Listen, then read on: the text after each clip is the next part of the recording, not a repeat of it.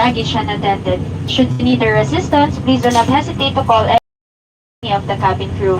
Passengers seated by the first row are asked to review exit row briefing cards explaining your seating requirements.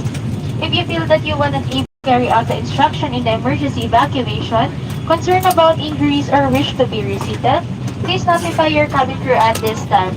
We may also request that you stow your bags in the overhead bins as areas should be kept free from loose articles. Thank you. Magandang hapon sa inyong lahat. Maligayang pagsakay sa lipad ng Leading Edge Air Services Corporation patungo sa Cebu. Ang mga pasahero lamang sa lipad na ito ang dapat nasakay.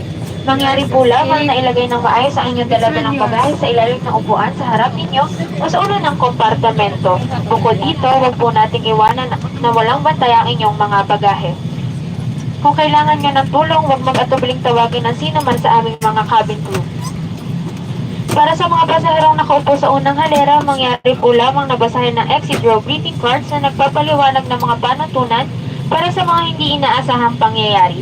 Kung sa inyong palagay ay hindi nyo magagampanan ang tagubilin sa oras ng emergency evacuation, nag-aalala tungkol sa posibleng pinsala o nais lumipat ng upuan, mangyaring ibigay alam sa aming mga cabin crew sa oras na ito.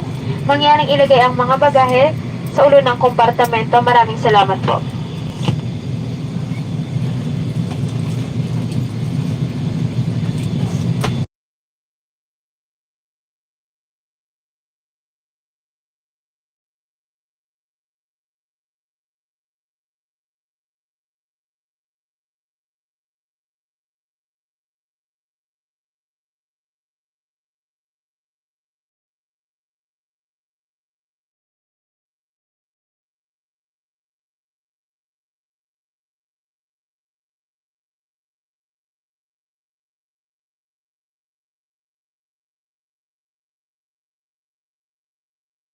Attention, Captain speaking. On behalf of Leading Edge Air Service Corporation, we would like to welcome you on this Flight 9962 service bound to Mactan, Cebu.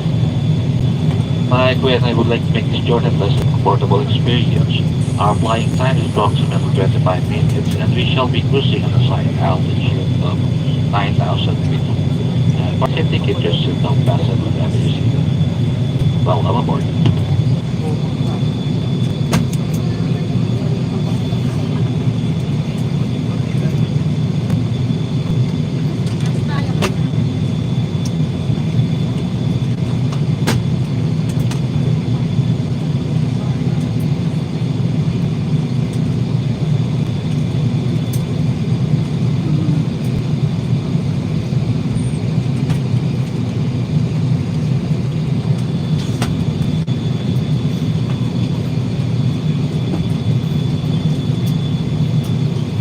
May we request all passengers on board to please take your seat and refrain from using the lavatory at this time. Your cabin crew will now conduct their head counts to facilitate our immediate departure.